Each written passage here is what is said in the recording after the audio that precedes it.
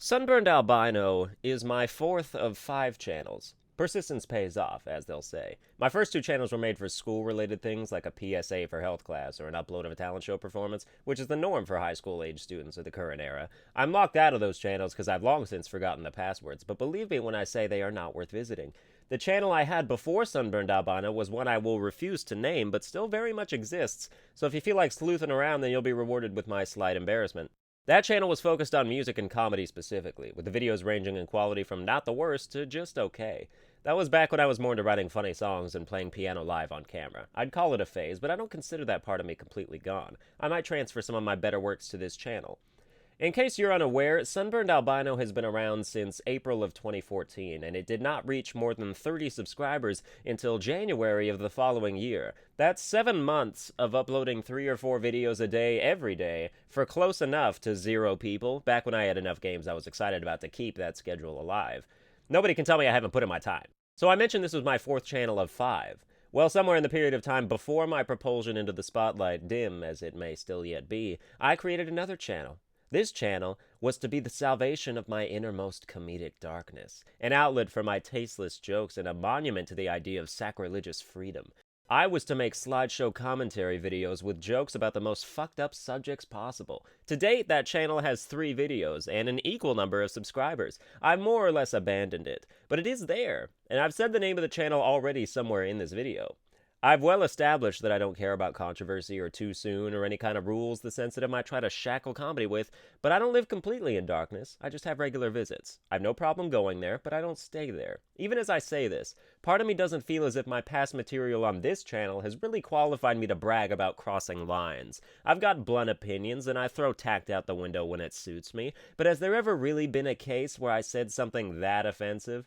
To me, jokes about fat people or women or races aren't really inherently shocking anymore. I have no right to talk about being edgy if those are the furthest reaches of darkness my feet have taken me. So it's a good thing they aren't. I'd like to reveal at least a part of my most extreme comedy for you. If you do find my Dark Jokes channel, you'll see 3 topics I've chosen. If you've no interest in taking the effort to search, I completely understand and expect that, so for you guys, rest assured I will bring some of the evil to this video, but back to the explanation at hand. The first topic you'll see is incest. As far as taboo subjects go, it's still pretty tame.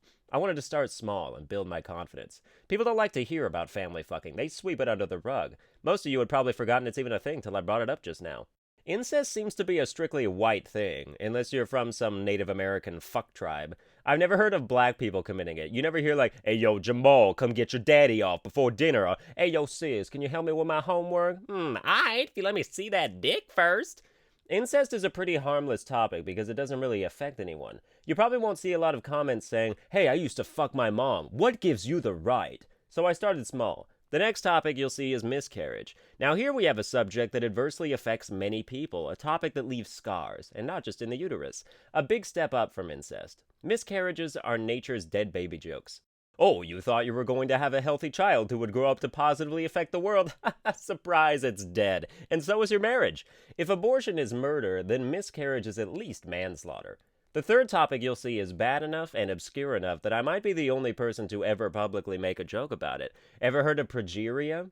It's that genetic disorder that turns your kid into E.T. People ask if we've been visited by beings from other planets while ignoring the ones on our own, the obvious descendants of visitors from outer space. They don't live long because Earth lacks whatever mysterious resources these alien spawn need to survive. Am I surprising you yet? Part of my brain is dedicated to this. Did you guess it would be this bad?